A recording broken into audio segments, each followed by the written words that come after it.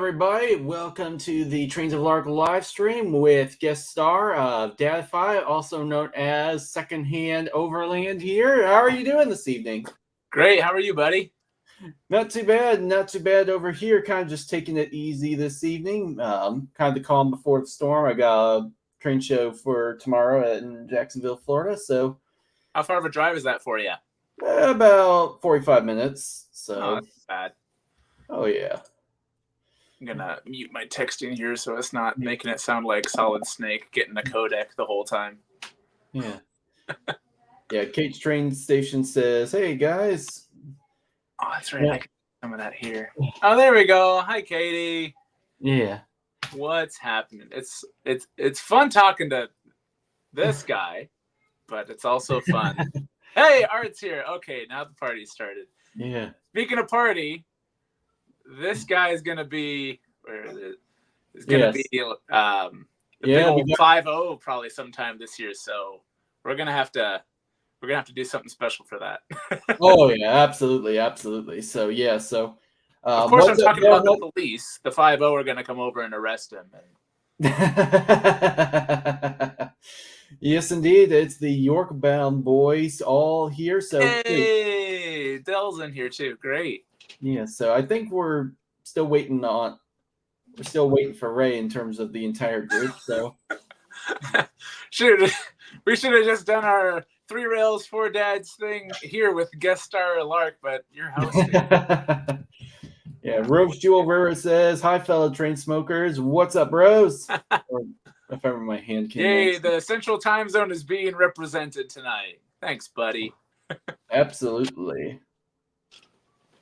So I got to make sure my Instagram is working smoothly. Woo. This is the not so crazy part of the layout right now. What's up? Can I ask something? Sure, you want to come over? Hold on here a second. Looks like That's what we're making tonight. Cookies. You're making cookies tonight? Yeah. Cool. Are we going to share with all of them? Just. Oh, you're not going to share with... Well, we can give them... I don't know. I can send them like little emoji cookies and we can share all the cookies, right? Yeah. Yep. Oh, okay. We got Madge trains here.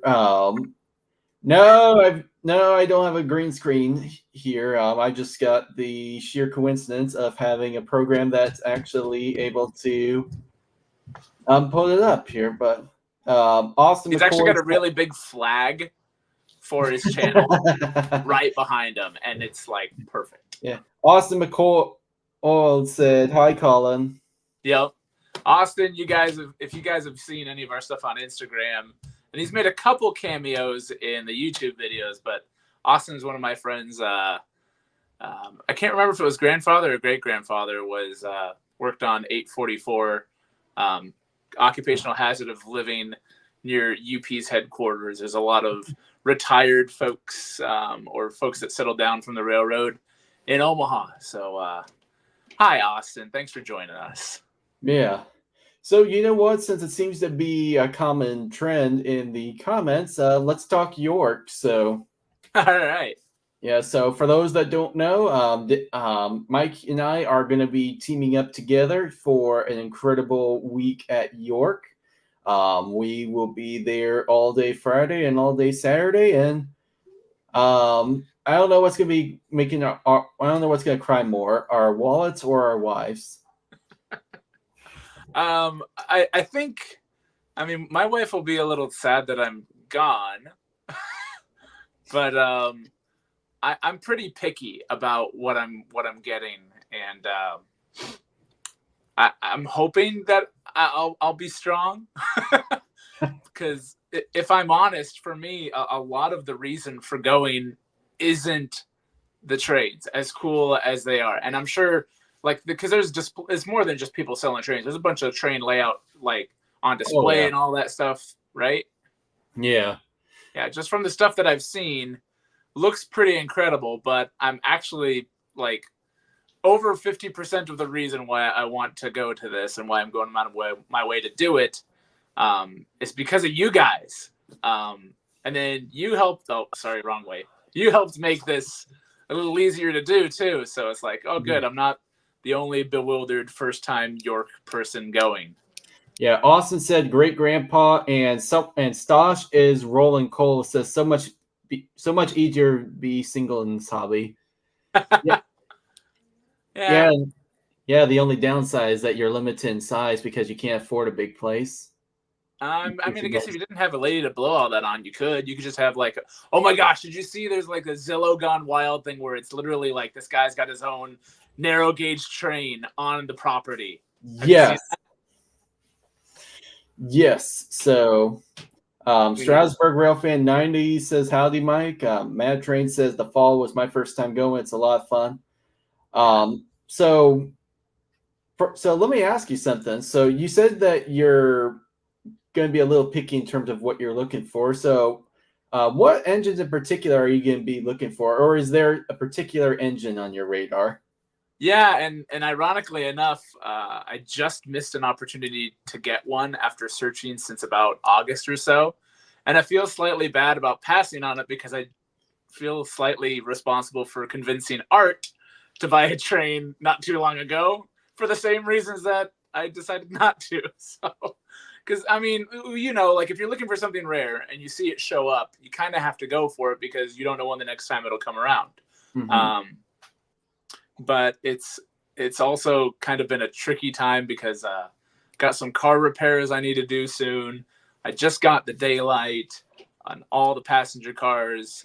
Thank you, PGH Train Fanatic, if you're on here. Yeah, so, but long story short, I am looking for something strange. I'm looking for a 2880. Yes, 2 8s in there. It's articulated. Big surprise, right? I'm looking for a 2880 Bull Moose from Right Away, and I'm looking specifically for the Union Pacific version. Surprise, surprise! It's now I can hear my wife singing it upstairs now. But yeah, I've been kicking myself. I think I told you there was a local shop here that had one, and it was for sale way back last spring. And at the time, we were just getting started, and my son was looking for a big boy. I'm like, well, that thing's big, but it's not the big boy, so I'm going to pass and keep looking. And it was there for a while. Every time I'd go into his shop, it was just hanging out, collecting dust. Every now and then, he'd move it to a different shelf to make it look like it was something new. And like, yeah, the thing's pretty pricey. I'm sure it takes the right kind of buyer for it. And then I started doing more research on, like, this thing's kind of cool. Mm-hmm. Oh, maybe I should get one. And then once I decide I want to go get it, boom, it's gone.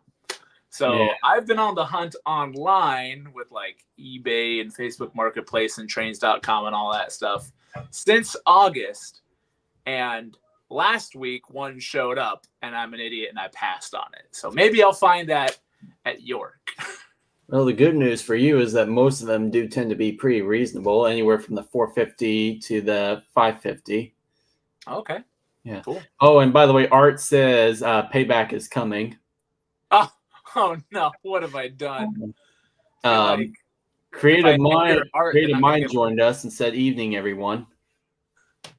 Oh, hey, how's it going? Yeah, I got a pretty good crew in here. We could do like a Ben's train and ask where everybody's tuning in from. And do you have like a horn button or? No, I'm not that kind of person. Oh yeah, bring it here. I'll fix it. Or in your case, you know, just have Colin do a woohoo. So what you got there? This is the Sodor Lumber Company with a nice steam locomotive stuck underneath it. Proof that I do more than just Lionels, and further proof that we just have trains everywhere in this house. Man, you really got it wedged.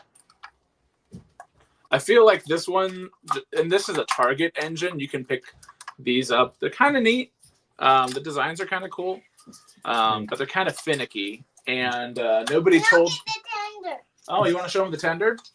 By the way, Ray's joined in. That's cool. We got the whole crew. Guys, we should just do 3 Rails 4 Dads tonight. I mean, we're all in attendance. Might as well. Well, if they want to join in, they're more than welcome to. Oh, yeah. We can, like, StreamYard things, are you showing them the whole undercarriage of the tender? Yep. Well, don't get your hopes up, because I may need to get the screwdriver and disassemble this thing to free this guy. Holy cow. Yeah. Dad, See like, the little ladder on there? yeah, the little ladders on the sides. That's it. Hey, buddy, what's your favorite engine that's a wooden train? Is it this one that I'm freeing out right now? Yeah. Okay. Well, all the more incentive. Oh, almost. Oh, come on. Yeah. All right. I don't think I marred up the paint too bad. This is a little lumber. Yeah, I'll go ahead and see if they want to join in with. Oh, us. you're serious? All right. Hey, buddy. Yeah, sure. Why not? I freed the train and he left me with the lumber. Okay. Can you come get the building?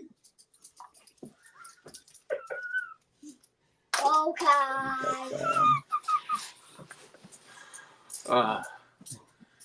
We had ELW and Edberg. We'd have 3 Eds and 3 Rails. Oh my gosh, that'd be hilarious.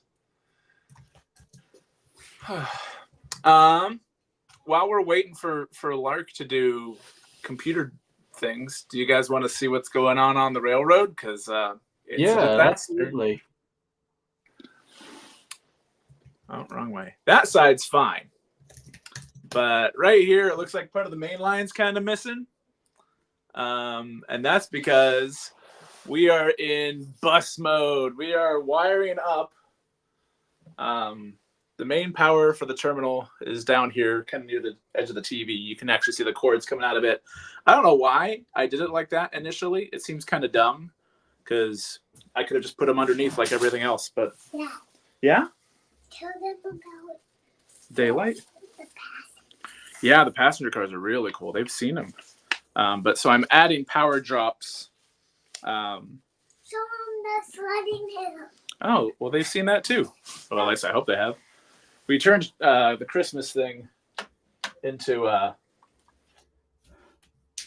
bit of a... Oh, And we got yeah. You can't show them everything at once, buddy. There's a bowl sitting underneath the snow that acts as a hill. That's really cool. There's elves sledding on it and tripping over Legos. There are still Legos underneath the table. I actually got a question. I'm going to be doing a Q&A soon about why those aren't up there. Because originally I stole the idea from we saw a lot of RBP and Train friends and Chris and all that stuff when we got started in this. And so there's a lot of Legos on his layout. And so I was like, oh, that'd be cool. And then I realized with the train line going around the edge, it was all going to be pretty much inaccessible for this guy. So it's like, I don't know if I want to put Legos in the middle. Passenger cars in there. You what? Duplex's passenger cars. Yeah. Actually, no, that's not his passenger cars. That's more of these. See how they have the stripe down the side? Rose Jewel Rura says, when York is a new experience, what do you call it?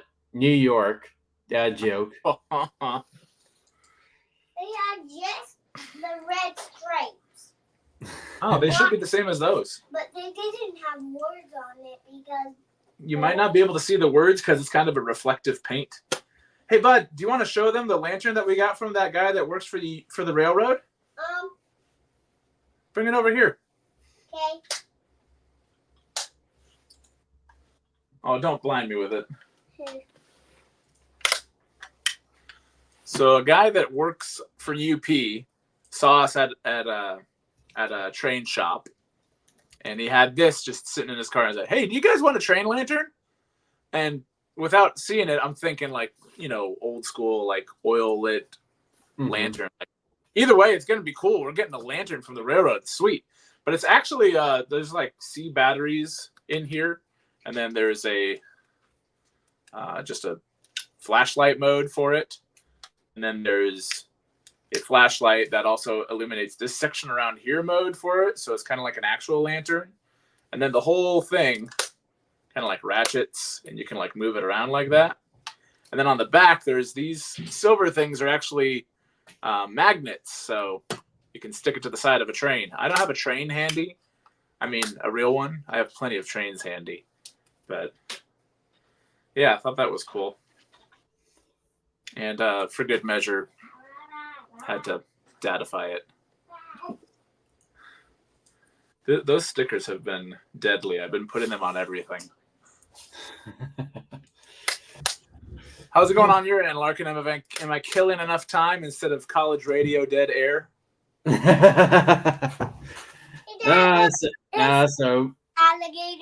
I said, hey, if you guys want to join, you guys are more than welcome to. But it's more or less kind of just wait and see. But That's fine. So besides the bull moose, do you have any other engines that you're on the lookout for, or is it going to be kind of more of just whatever appeals to you? I think we're good on the engine front, honestly. I probably don't even need the bull moose. I've got a lot of the big items for this kind of era. I'm actually looking for passenger cars that have the Greyhound scheme on them that would match my Greyhound Challenger. I think that'd be neat. Hey, Dad, look out! This flying crocodile got fire. What? The crocodile has fire? Ow! Ah! He's lighting me on fire! Ah! Stop! No, don't like that! Not the viewers! No! No! You get the dragon? Hey, Dad. Yeah. Hey, yes. I'm trying to talk to them. Can we talk to them? There's a new thing? Yeah, I get to paint space. You get to paint space? Oh, cool. And letters. And letters? Mm-hmm. Okay, so what are you looking for, Lark? Because I know you've got some specific things that you're trying to find. Yeah, Mad Trains was asking the same thing too. So, so there's two big things that I'm going to be on the hunt for. The first one's probably going to be one of the easiest pieces to find, and that is a New York Central Scale Hudson, specifically one that has either TMCC, DCS legacy would work, and it has to be made anytime after 1995. So actually, hold on here a second. So speaking of which, he may not be a master of paint, but he knows how to master trains. So we're gonna go ahead, Art. We'll bring you in. Hey, Colin, look. There's another friend. Say hi to Art. Hi. What's up? How you doing? No, don't light my friends on fire with the dragon.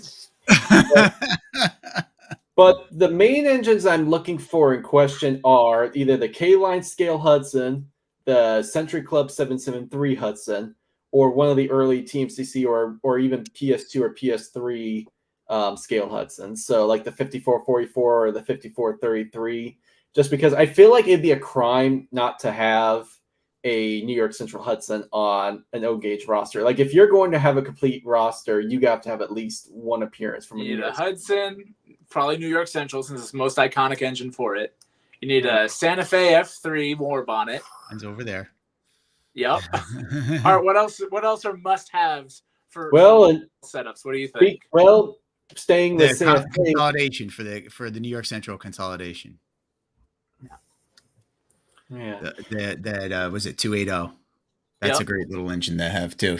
Is that the same mold that I have on mine? Is yours an older TMCC? Mine's no. It was 2 years ago they did it in Legacy. Oh. But are they using the same shell? Because I totally feel like I've seen consolidations that look awfully familiar to my 1999. I think the 280 generic 280s that Lionel uses are based on the Harriman style.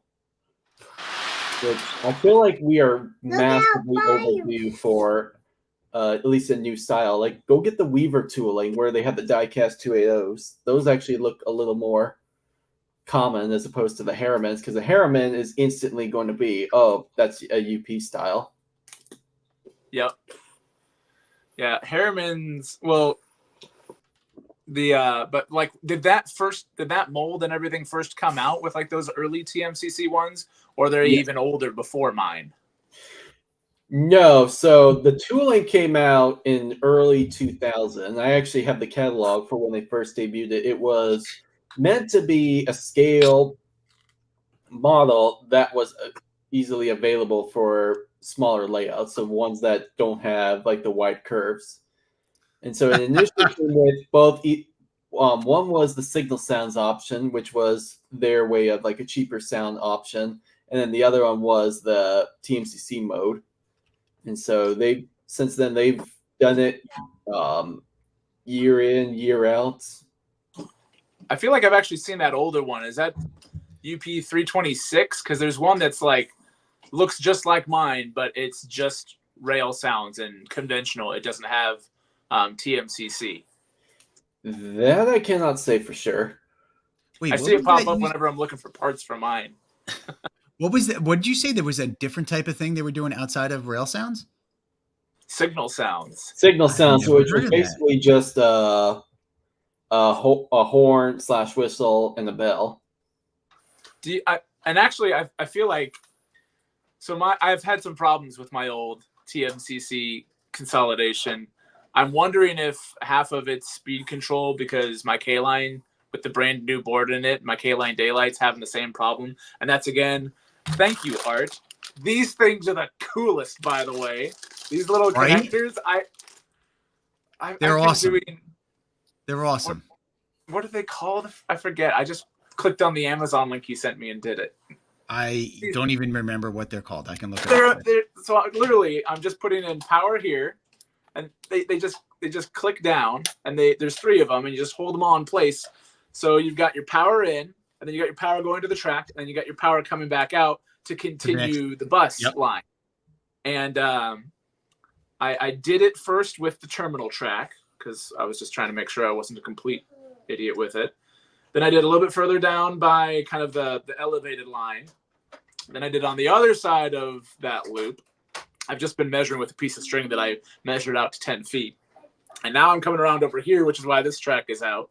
Well, you're very precise, by the way. I am so regretting not doing this earlier because all the grass has to come up, obviously. But also, all those buildings, and I have no access door over there, and I've got to crawl up on it to get to the back. And they're called a conductor combination compact wire connector. Yeah, someone said on YouTube, Scotch locks is the generic term. All right, there you go. But did you just passenger cars?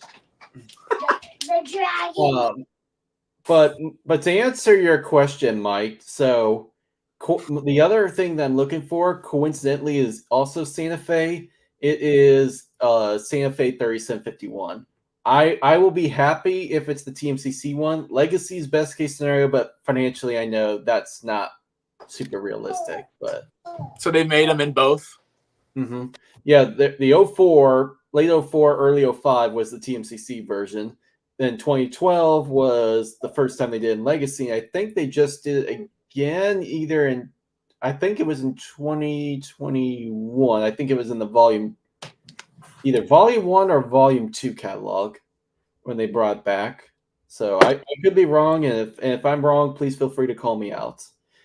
But no, it's just that I grew up with the I love toy trains. That There Goes a Train, and it had 3751 on the front of it, and it's one of my favorite engines. And so it would be cool for me to at least round out the roster by getting the Hudson and then Santa Fe 3751. But realistically, I'm kind of looking for big steam right now. So it's one thing to have big diesels. It's another thing to have big steam. The ones that have all the details, a lot of the action, the ones that need tighter turns. But the only drawback, of course, is that they are an arm and a leg to get. Yeah, that's the dilemma with having any layout that's got less than 072. Then, and this is where I think why I focused on like trying to actively avoid scale stuff now is because I realize that most. Look out. I know. I see. Why does he have a Christmas wreath? Because Did you find that under the tunnel? yeah. That's what Left over from the. Yep. But so like I've been focusing on semi-scale not just because it can fit around the layout easier, but if I get anything scale, it's going to make my massive semi-scale engines look slightly less. It's going to put them back into proportion. And it's like, that is smaller. So if you surround yourself with everything semi-scale, then suddenly nothing looks small. It all looks pretty big. So I've kind of been trying to find more semi-scale stuff that still looks nice, because that's another thing that's tricky is the Lion Master stuff. And Art, you know this with yours. The Lion Master stuff's got a ton of detail. They look pretty good. They look better than most of your semi-scale Lion Chief kind of engines and such. Yeah. Well, and like you and I had that conversation one day, we were talking about it too. In some ways, I feel like the Lion Master, even around wider turns, just has a better look to it than some of those huge articulators trying to go around 072. Right. Mm-hmm. Oh my gosh. And even if you are on 072, the big boys overhang for like Vision Line and stuff that I've seen, like it goes around an 072 curve and it's like, hey everybody, you know, and like then there's my class way out here, and then there's my MTH Premier Scale Class A. It says it needs 072 curves, and yet here it is running on my and yet here's mine on 048 curves comfortably. And keep in mind, and I'm checking on it like to make sure like there's no damage or any cracks or anything. Yeah. Nope, nothing happens. Well, so I have read online. So when I got that Lion Master the other day, which hopefully is coming tomorrow, I ended up going online and looking because I could get the scale and it would run on 054, and I'm going to 054 hopefully soon. The track's on order. But it's interesting when you read online, a lot of these guys say like the way they do that minimum curve, right, is for more complex stuff, right? So if you have lots of switches or switches back to back, things like that, that's where they rate this stuff on like what's the minimum it could do. A lot of stuff will go down. So somebody a couple of years ago, I was reading this, somebody bought the Pacemaker Mohawk, right? The Pacemaker Mohawk 054 curve minimum. They were running it on 036. On a shelf layout. I was like, dude, you better put a mattress under that thing. Right? Yeah, get ready for the fallout. It's going to be a train. It's going to be heavy. So, two things. Number one, we've got Ben's Trains watching us from our Instagram. Dude. All right. So love the new logo. I don't know if you guys can see it. I got the orange box goodness, Ben. Ben, if you're watching, I hope you are proud of us. But and then second thing too, Art, this one's for you. Is which one did you get, Art? Oh man! All right, so I ended up getting the Class A, and it was Trains popped up the Class A new in box, and so I literally just did a video where I was like, I'm not going to buy old trains anymore because they're always needing repair, and I'm going to stick to newer stuff and like brand new stuff, and then I buy a 20-year-old engine. But it's new in box. So let's see what this actually looks like when it gets here, because the photo showed the rollers and the rollers were definitely black. So, like it's been run. It is not new in box. That was a pretty poor, what do you call it? Rating by Trains. Yeah. Maybe the wheels are maybe, well, the other thing I've seen, they have reused photos from other ones before. That's what I'm thinking. That's what I'm thinking they did. Yeah. Mm-hmm.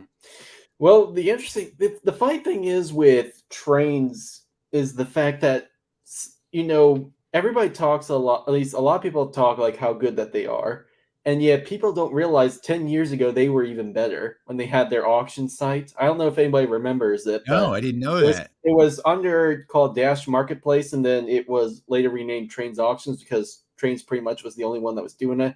But then they stopped when COVID happened, and then they haven't reverted back to it since. But COVID brought a lot of people into this hobby, I noticed. There's a lot of YouTube. Hey, I'm alone, stuck at home for days. Let's make videos. Yeah. But the thing is that the auction site, the competition on that pretty much was almost non-existent. Like there was a lot of stuff that was like pennies on the dollar compared to what they normally were. Wow. Like I got a scale MTH PS1 Amtrak Genesis for, I kid you not, $84. Wow. It was like new, had everything with it. That was in 2016 and never had a single problem with it ever since. So wow. Just checking in, make sure that, hey, the rollers are good and all that stuff, but never had a problem. You can't even find that for less than $200 now on eBay. Yeah. Well, I try, honestly, I stay away from eBay. I feel like, unless it's like the only thing I've done is I've bought a couple of box cars that I just cannot find anywhere else. Like specific things I'm looking for. But other than that, I try to stay away because I feel like that stuff there just gets overpriced really quick. But have you done the Mr. Muffins? He does an auction too, right? Like every couple Saturdays. That's one I need to check out. I haven't done any Mr. Muffins yet. He will be at York. He tends to always show up at York. Only brings engines though. Only brings engines. It's only room in the truck for engines. Oh yeah, we've Larkin and I have kind of already talked about this, but Art, what are you looking for at York since you're going? Well, the Class A was one of the things I was looking for at York. I don't need to go anymore, Mike. I don't need to go. You guys Oh, can by have the my way, ticket. speaking of articulates, in my opinion, one of the kings of the articulated gold standard is watching us on Instagram. Yes. Yes. Dude. In fact, it's funny, Mike, because he was in like a short or something. He was running his Class A the day you and I were texting whether or not I should buy this. And I was like, that's a sign. Everything's telling me. Thank you, Gold Standards, for helping me with this. Yeah. But I have to say, well, now I'm looking for like a 6-pack of coal hoppers, N&W coal hoppers to go behind it. That's probably what I'm looking for. And then I am going which way in the camera here? This way with my layout. It's going to go around the corner this way. So I need some buildings. So that's probably stuff like that is what I'm looking for. I want to get a Woodland Scenics. I want to get a Woodland Scenics. There's I think it's a gas station. I can't remember if it's called a gas station or like something else. And I'm going to turn it into a Stuckey's. Oh, that's right. I remember you saying that in the previous video. Yeah. That'll be cool. Yeah. And wife approved. And wife approved. Right. There's the Dairy Queen. The Dairy Queen's the lit up building right there. And Don't then I'll call get the her the Stuckey's Dairy over Queen, here. though. What's you won't that? be able to do what you're doing if you call her the Dairy Queen. Pro tip. Good thing she's not watching. Okay, so one downside of going to York is the fact that my wife and I agree I'm in a no engine buying mode until I get to York. And what sucks is that whenever I go to a train show and I see a good deal, it's like, oh, why are you tempting me? I went to a train show last Saturday, and someone actually had the Century Club Baldwin Sharknose, the ABA set, for $325. Wow. Well, the funny thing is, I personally know that guy because he was the one that bought my B&O F3s and my New York Central S2. I bought those from him before, so I personally knew him, but it was like, oh, why are you doing this to me? You want to show Art what you're doing? Bring that over. We're using. Yeah. So how do you find that balance? That's what I've struggled with too. Is like, how do you find that balance between waiting for a show that you're not sure will actually even be there? Yeah. I mean, like, so Trains and Things, they owe every show. They have their sign on their thing that, the time to buy a train is when you see the train. And in fact, Eric's Trains did a video on, it was a post-war or a pre-war inspired set, which was the S2 with the freight set and everything. And that was at Trains and Things last time I went there. And I almost pulled the trigger on that because that set, when he did a video on that set is gorgeous. Yeah. And honestly, it's interesting you say it's S2 because that's one of the things that's like, someday that's on my list to pick up an S2. But yeah, I got one for $250. If I can get one in that price range, I would get it at York. Yeah, but only in that price range. Yeah. Did you get TMCC or Legacy? I got the 2007 version, so it was the one with TMCC and Rail Sounds 5.0. So the funny thing is that it was actually at the train show, at least for my birthday last year. I was able to buy the B&O F3 AB set for $175, and I actually told them, I said, if that S2 does not sell this weekend, give me a call or give me a text or shoot me a message, and I will buy it from you in a couple weeks. And sure enough, next weekend comes by, he says, hey, they didn't sell. Do you want them? I'll go down to $250. And I was like, sure. Oh, and $250 is what you said. Jesus. Yeah. No, he was initially selling it for $300, but then I was able to convince him to go down to $250. And so, wow. And so I ended up. It's networking, man. There's something to be said for it. It's who you know. Yeah.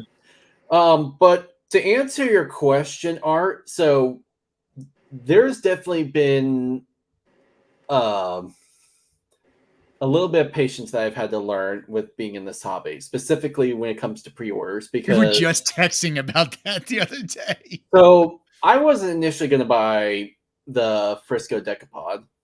So, my buddies with Landon at Berkshire Station. He was like, "Hey, if you want anything else, just let me know. Let me know." Being from Illinois, I love the 1630. I've ridden behind it in real life. I've seen it in real life. So yeah. But I wasn't going to take it any seriously. And then I was up at my sister-in-law's one weekend, and then my buddy Matt Strains, or original Matt Strains, said, "Hey, you might want to consider it because they're going to put the actual whistle and bell sounds on it. Its actual whistle and bell sounds on it." And that kind of pushed me over there. It's like, you know what? I know it's 7 months in, but screw it. I'm gonna get it. All right, Landon, make me a deal. All right, Landon, let's make a deal. Let's make this happen. So, sure enough, I ended up getting it, and that is a gorgeous model, and I have no regrets getting it. I can't imagine you not having that engine. That should be on your layout. That should be yours. I mean, you've got a local connection to it. You guys have to remember too. So financially, I was in a very different spot from the time I got it, or at least from the time that it first came out of the catalog to the time I decided to go for it. So things were a little different back then, and then I couldn't get it at the time. Just felt it was out of my price range, and so. But then I had some financial success happen halfway through last year, and opened up the door of opportunity because I wanted to get a big steamer. I was like, you know what? I'm going to go for it. Took a gamble, and I ended up winning that battle. How are you doing on selling? I know you and I were texting at one point about selling some stuff. No luck so far. So that's something I'm about to like. So I've tried to sell some small stuff here and there. I actually sold like some old Power Master and things like that years ago, but it's like the first time I'm actually going to take legit trains and put them up. Now I have some older stuff I'm selling, nothing really new. It's post-war stuff and probably one older Lion Master diesel that I'm going to probably sell. But yeah, I'm like, everybody talks about you got to sell stuff in order to keep your collection kind of fresh and like reused and everything. And I'm like, I feel like selling is harder than people think it is. Well, it's not just you've got to you got to figure out a fair price on it. You got to find your box and everything for it. You got to take the effort to do it. To me, it's even before that, making the decision what you're going to part with. And if your collection isn't huge, then trying to find stuff to sell is difficult because at least in mine, everything's kind of got a purpose. Like, again, I was picky before when I was getting stuff. Yeah. Ben Strange said, sorry, I didn't mean to interrupt you. Go ahead. No, you're fine. No, I was just going to say, Ben Strange just said, I'm not selling nothing. No, and I agree with you. I am selling things I have duplicates of that I did not get, that were like given to me that I was like, got cheap or things like that. And then that Lion Master diesel that I might sell. I just run so much steam, and I have a scale diesel somewhere up here. You can see my finger. And then I have my Lion Chief Plus 2.0 Union Pacific ES, what is it? ET44 or whatever it is. Ben knows. I just run those things. I run that thing into the ground. I barely run the New York Central. So if I can get the Conrail Lion Master, the SD, I think it's an SD70 or an SD90 that matches the New York Central one I have, I might, if I can get that at a reasonable price, I might get it and keep both then, because then I could pair them up and run them together. Oh, yeah, it's like almost a matter of, if I sell this, then the other thing I'm looking for that I was going to link up with is inevitably going to show up. It's on trains.com now, but I'm like, it's not low enough yet. No, you're talking about the Lion Master Conrail SD70 set? Yes. Oh, 2 years ago, someone was selling that entire set for $300. Holy crap. Yeah. Yeah. So and then Larking with all the back in my day, uphill both ways in the snow stories about how trains were cheaper. Gee. Well, here's the thing Killing too. I mean, us. if your income is growing when the prices of stuff grows, who cares? If you've got the All right, money let's to see. accommodate it, So here on trains right now, it's 317. Not bad. Not Yeah. bad, but when it's not something I run like religiously, like you've seen my layout. I have some modern stuff that I run, but it's more of like a change of pace thing than always on my layout.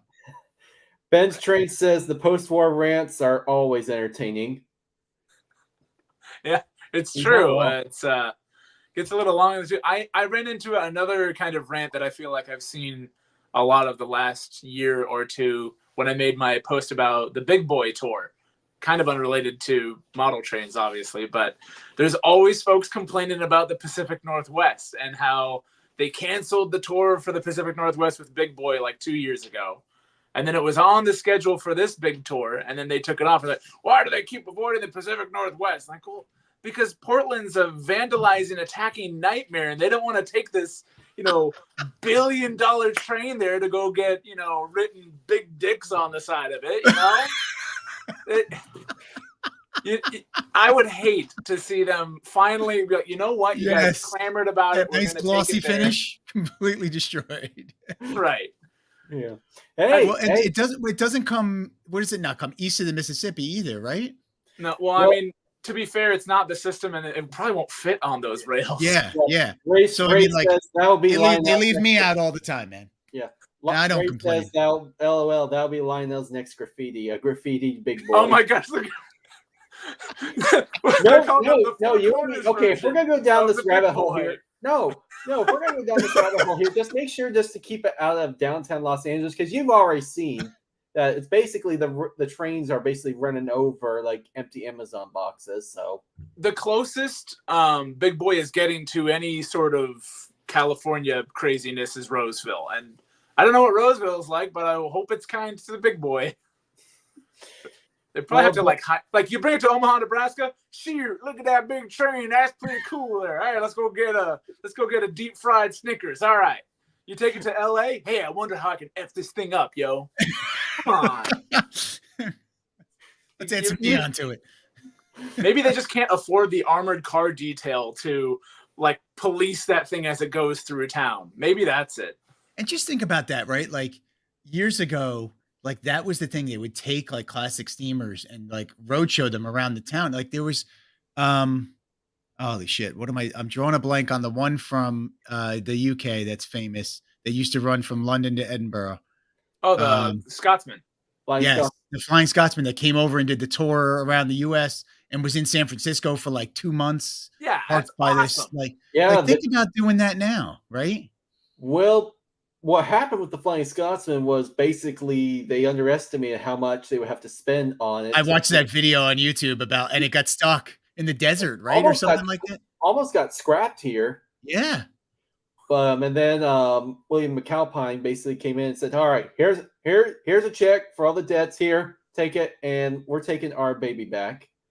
And then 15 years later, it went to Australia and had a lot more success there. So, but you know what? That would be a really cool engine I would love to see Lionel do. And here's why I see it. So I know on paper, British stuff doesn't sell. And nobody... Unless it's Hogwarts. Yeah, that's true. But the thing is, too, is the Flying Scotsman is basically the mascot of UK railroading. And it's basically if you look at that Hogwarts engine, it's pretty damn close to this Flying Scotsman. Yeah. Didn't they make a Shakespeare green version of it? Like it's the same mold? Yeah. They did something with it. Yeah. There are a handful of trains from across the world that I think would sell if it was made by Lionel. So Flying Scotsman. I actually think the TGV, because anybody that knows general railroading knows about the French high-speed electric trains, the TGVs. Right. And this one's, I would say the Orient Express would also sell. Just by the name alone would help. Just the name alone. Yeah. Yeah, I didn't realize. I just looked up the TGV. I mean, like, they could probably take the Excella. Acela, yeah, and just like switch that molding up a little bit, right? And Yeah, so I mean, I know when MTH did a lot of European stuff, they did mostly like the French, like some of the German area. But I never understood why they didn't try to make the Scotsman, because the Scotsman would have made the most logical sense to make. Like, if you're gonna go for niche, why go niche within the niche? Why not just, okay, we're gonna go European. Let's do Flying Scotsman every day. yeah. Yeah. Wait, by the way, sorry, I just noticed that Conrail set is actually on trains.com for $490 right now. And the New York Central set that this engine that I have comes from is there for $413. They come with scale cars, which is interesting. Lion Master scale semi-scale proportion. It comes with scale cars. Yeah. And my fifth international model that I think would sell is actually one that anybody that knows me knows I've been championing this for a little while now, and that is the Chinese steamers, including the ones that ended up coming over to America. So the QJs, the SY, such as Suzy Q142, New Haven 3025, or even the JS at the Boone and Scenic Valley. And I think those would actually be excellent candidates because, number one, they've never been done in O gauge before, and the QJ and especially the SY have a following. You make Suzy Q142, that thing will sell. But go for it. But the other unique thing that they would have is that, unlike literally everything else that Lionel has made, this model would be produced in China, and they're producing an engine that was meant for China. So basically, your factories would have an understanding, an idea of, okay, this is what it's going to look like, because visually they can actually go and see it for themselves. So I don't know that might be a bit of a stretch. They're in the factory. They probably don't care. Yeah. But you have the potential of it. You're not history buffs of the railroad. Just my job. Get the crank pins in. But I think, in all seriousness, I think it has the best potential to be the most accurately detailed model.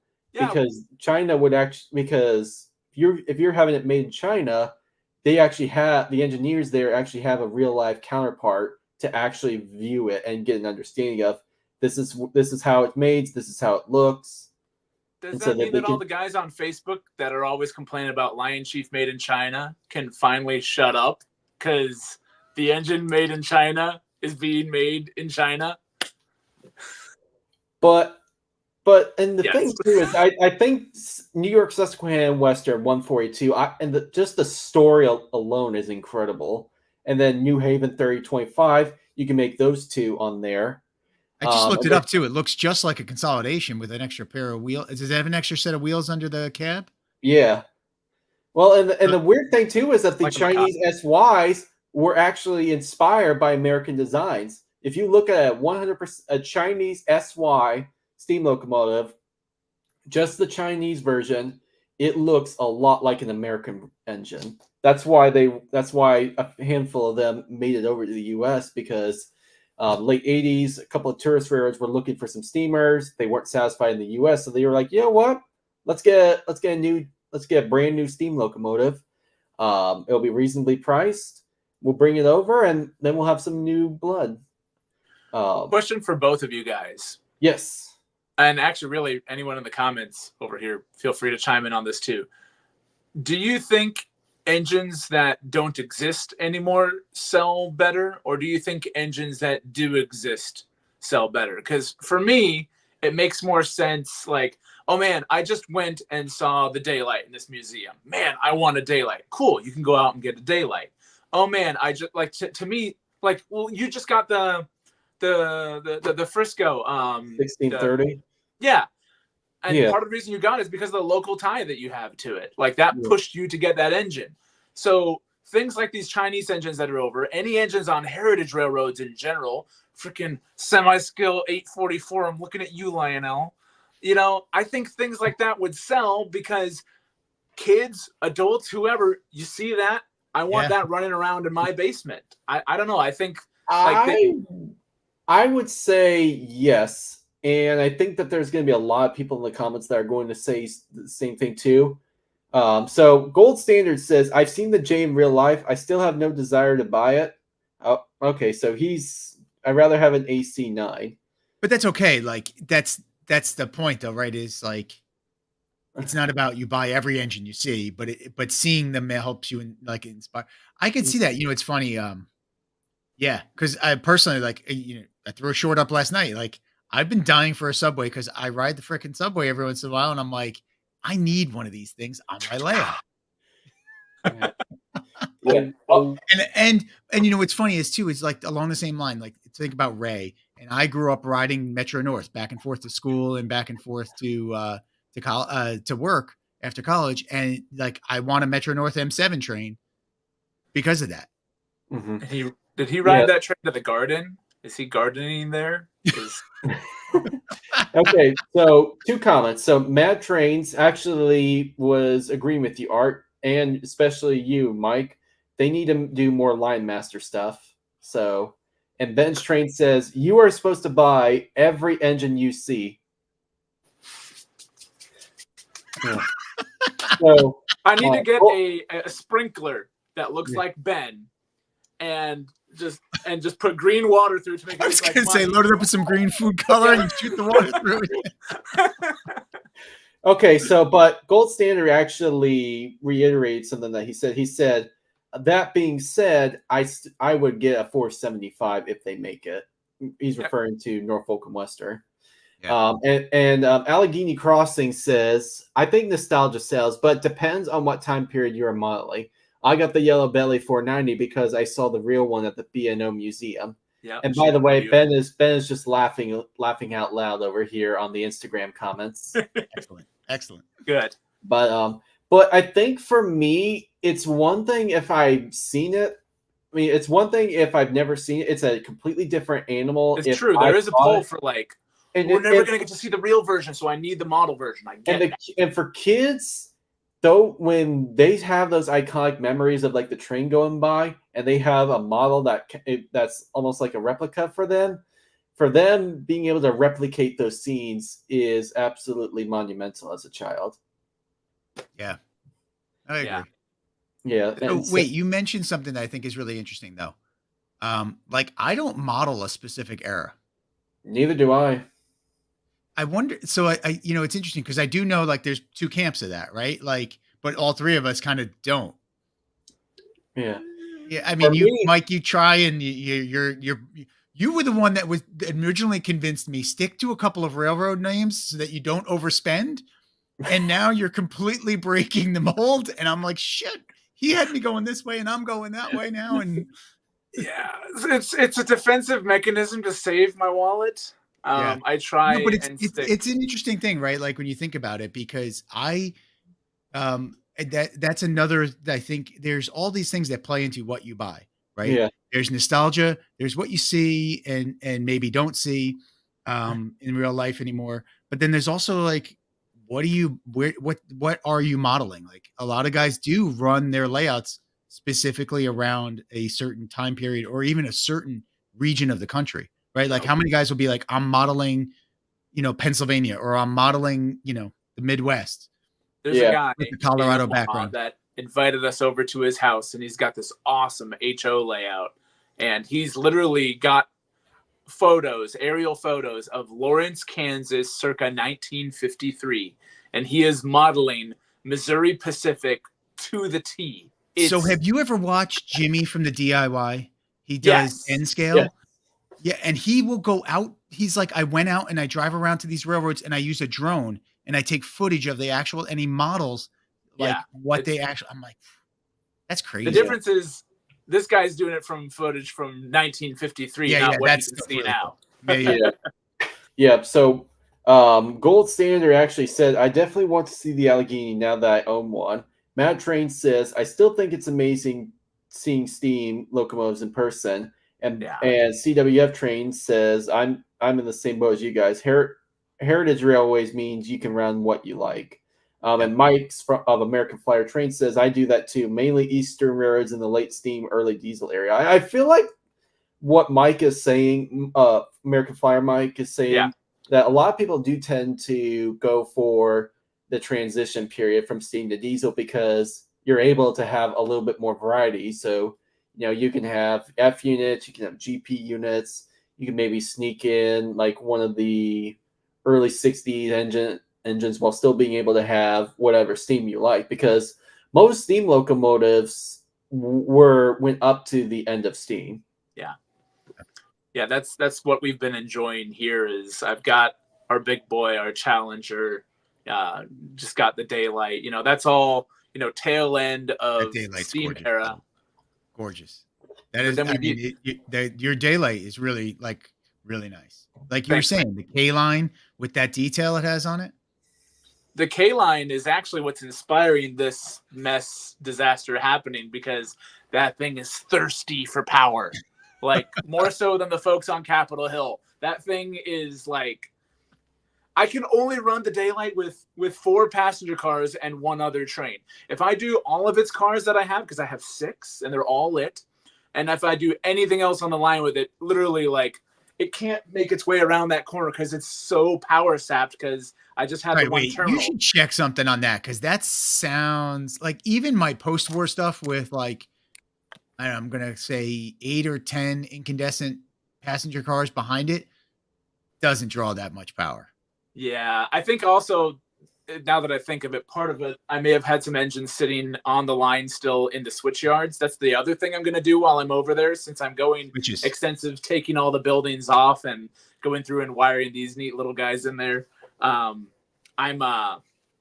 I'm hoping to have power switches so I can shut off sections of the switch yards, which will also allow me to, I know there's a bunch of guys like, how come you don't do post-war? I just have this. They're just going to rocket off the line. I don't have a power control or anything on here yet. So if I do get conventional anything, it's just going to rocket off the line like the Daylight did when it was broken. So I'm trying to set things up so I can run conventional here eventually, once I get a better transformer to be able to handle that stuff. But I still need to get the power under the tracks sorted out much more consistently, and I need to get those switch yards figured out. Yeah. Well, Mad Trains said a family friend of mine did an HO layout, and he modeled Pittsburgh, Pennsylvania in a certain time period, and he actually hand laid all of the rails. It was there are guys who do that. That's just crazy. I've seen guys do that. And Ben said steam just puts so much raw power on the layout. Makes me want to put on a hat and overalls. Well, so you mentioned it before. I have never seen a steam locomotive in person. What? Yeah. Unless one happened when I was a kid and I missed it. I mean, like not counting Disney World. Right. I mean, I understand, because that part of the area that you live in is not so steam friendly, unless if you're like in a heritage railroad. But I mean, like, no Valley Railroad, no Strasburg. I grew up on the Metro North line, so I saw the diesel engines on Metro North and the electrics, and then running into the city. And now where I live in Jersey, like the Blue Comet used to run literally half a mile from my house is the track they used to run on. But there's nothing that comes by here except for NJ Transit. Yeah. So by the way, you've hurt Ben and Gold's feelings. Gold Standard says, next time you're in York, drive over to Strasburg, sir. Exactly. Well, that's I know. Bro, what? Where do you live? There has to be a museum somewhere. So there is. There definitely is where I live. I think there's one not too far actually from me. I just haven't made it there yet. Well, and you've seen steam engines. You just haven't seen them running before. Yeah. So that's you can go to a museum all day. Yeah. No, sorry, I should have clarified that. Yes. Yeah, you're getting called out on Instagram. The internet is losing its mind. Yes. There's a lot of people are saying go to Strasburg. Or hey, I'll meet you in Chicago. You want to see Big Boy? You've got the model art. That's not a bad idea.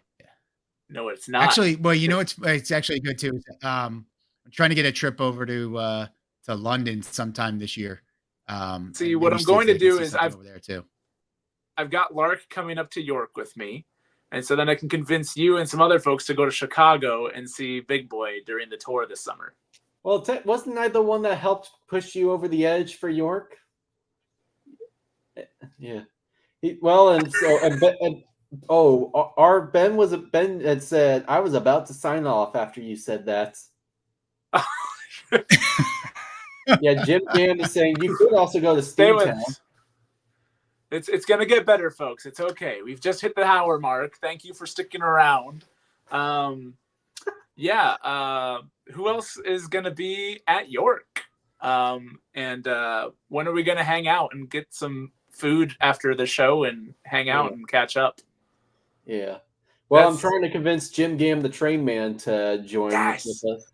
Okay. Put in the comments if you want Jim to come to York. Let's just peer pressure the hell out of him, okay? Everybody. Just chime in. I don't even care if you don't know who Jim is. Just say, Jim, come to York. And if we get enough of them, this is like the petition. Is it over here? I don't even know. This is the petition, right? Yeah. Let's tool up. A Trainmaster GG1. That'd be cool. Yeah, that'd be. And somebody had asked. I was toying around with the GG1 at one point. Someone was asking if I was going to do any electric, and there's not really any electric that would be kind of this era kind of deal. But the GG1's one that I would probably make an exception for. I feel like that's the like a Lionel is actually staple. really good to those engines. Well, and you know too that Raymond Lowery, the guy that designed the GG1, he was one of the architects for the Coca-Cola bottle. The duplex. I love it. Yeah, Art, you're getting called out by Gold. He says, I'm just redoing my white walls on my Allegheny, listening to this blasphemy from Art. Man, there's blood in the water. The sharks are coming out. Oh, Ben. Yeah, I gotta look this up now. There's definitely something local to me. Yeah, Ben says you need a GG1, and those are amazing. And Jim Gam says I'm very close to coming to York. So, yeah, keep the peer pressure coming, folks. He'll cave eventually. Yeah. Maybe I'll send him some data. So a GG1 has definitely caught my eye. Mm-hmm. Yeah, the GG1 has definitely caught my eye over the last few months, I have to say. Oh my, those Frisco Falls has that cool silver one that did the DC route. That was neat. Have you guys seen that? I'm not sure if I have, but I know that if you're looking for a budget scale GG1, I know the Williams one is fantastic. Throw ERR in that, right? Because it doesn't have command, right? Yeah, I'm gonna. The next point after redoing all the line here with some better power, trying to figure out a way to run conventional around here because I've gotten enough heat for that. And to their credit, Notch 8 trains is not Notch 8. Sorry, Berkshire Station saved me a ton of trouble, helping me troubleshoot issues with multiple engines that I've had. He's kind of been my engine doctor. Him and Sid's trains have really helped out with a lot of my stuff. And he's like, well, can you does it run on conventional? I'm like, I don't really have a good way to test that. I have the elevated line that's conventional, and that's really it. Yeah.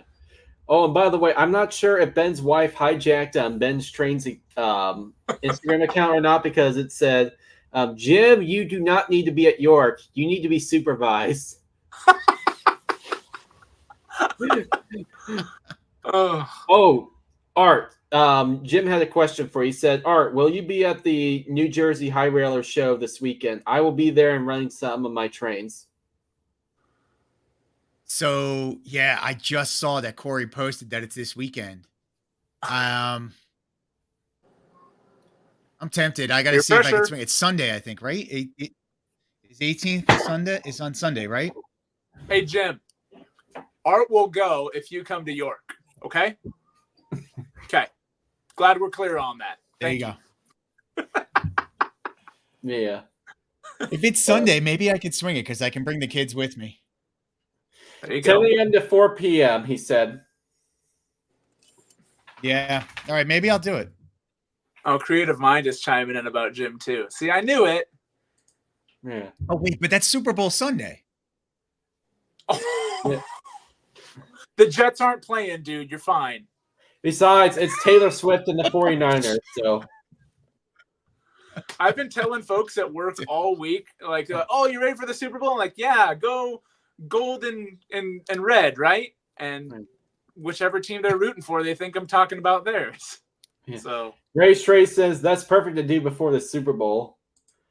Okay, I'm a Bears fan, but I wanted the Lions to be in the Super Bowl, but they just collapsed against the 49ers. Don't say that too loud or Gold Standards would break out in tears again.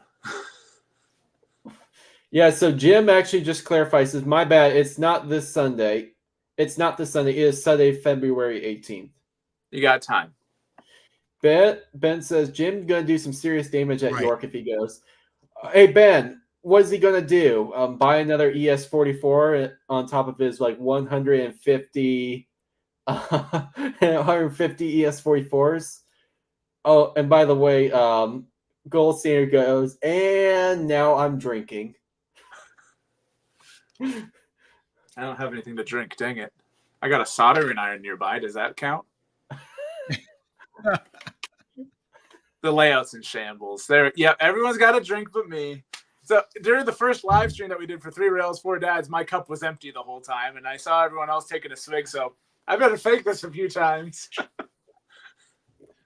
If I go to York, I will have my wife with me, which means there won't be any serious spending. So, in other words, we need to distract your wife, Jim, when you're at York. Got it. How do we do that? It's a train show. They're going to be bored. Yeah. Gold Standard says you can't talk about the lines like that. Hey, Gold, I'm a Bears fan. I was beyond happy with how the Lions did. You guys had a phenomenal season, and I think Dan Campbell is going to do wonders for years to come. Besides, you could be my Bears sucking.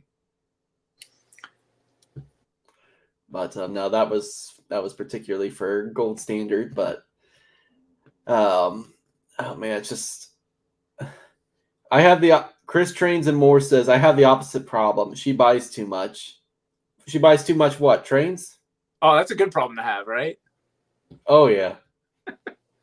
Hey Art, just so you know, so I don't mix up which connectors are which connectors for doing this whole rewiring job. The ones that have positive, I've put a little red dot on the top of them, and the ones that are the negative terminal have a little black dot on top of them. So when I'm under the table, very sophisticated. Oh yeah, Sharpie, yeah. When I'm under the table trying to figure out which one is which, because the last thing I want to do is power this thing on and kaboom! Wait, doesn't your wire have a mark? Doesn't one of your wires have a mark on it? Oh, there you go. You died. Oh, we're back. Yeah, so it's got the wire has a blue on the one side and then not on the other, so it's just speaker cable. Yep, it smells like a sweatshop, but the blue one I've been using for all the negative terminals, and the clear one I've been using for all the positive. And so when I put them in here, I just make sure all of my blue ones go into the one with the black dot. And I make sure all the clear ones go into the one with a red dot, so I don't cross anything. Yeah, that's a great idea. That's a great idea. I did not do that. Yeah, apparently we're having a lot of comments in here saying women actually support their hobby. So Stony Creek says my wife makes comments about my purchases and then keeps buying scenery. Mad Train says, yeah, my wife talks me into trains also. LOL.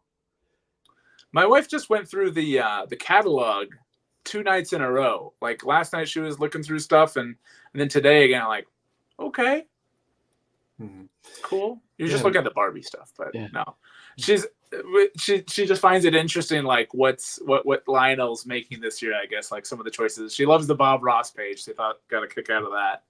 Yeah. Ben says the women like it because it keeps us in the house. But it doesn't keep us from doing the dishes. No, this started down here for me, and we'll get into this a little bit more talking with Three Rails for Dads. Epic foreshadowing. We're talking about how we got started with this, right? Did I just plug that, Art? Is that okay? That was excellent. That was excellent. Yeah. Well done. Yeah, the comment about the Barbie and the catalog stuff is actually blowing up comments on Instagram. So let me read some of these here. So Caleb Easter, which by the way, welcome. Says my girlfriend loves the Southern paint scheme ones. Gold Standard says my wife just left the train room singing, "He's a train dork. Oh, he's a train dork, dorking out on trains." They've got songs for us now. Yeah. But my wife was actually in the process of going back to doing like some online classes. And so it's like, well, normally we would like watch TV or something down here together. And like, this is the train room is the TV room. There's a big screen and the Lounge-a-Palooza layout. And she was upstairs doing homework a lot. So one thing led to another, and she comes down here and there's a woodworking project going on. Yeah. Gold Standard says, to which I responded, done. I'm going to the strip club. All right. So Creative Mind says, my wife prefers me doing trains than rockets. So it keeps me home too. Yeah. So Dale Hudson wants me to ask you guys. So question for the panel. What is the last train in your collections that you would ever sell, i.e. your favorites? Art, Art's still thinking. I would probably say my original one. Because I have four engines that my father gave me. So right. That would be the last 4 I would ever sell. Art, your dad's still with us, or? Yeah. So that Prairie, remember the Prairie engine from the catalog that I pulled out? That's his oldest engine. That's 80 years old. And I have it running on my layout all day. That's cool. Yeah. Ben responded with the train with wheels.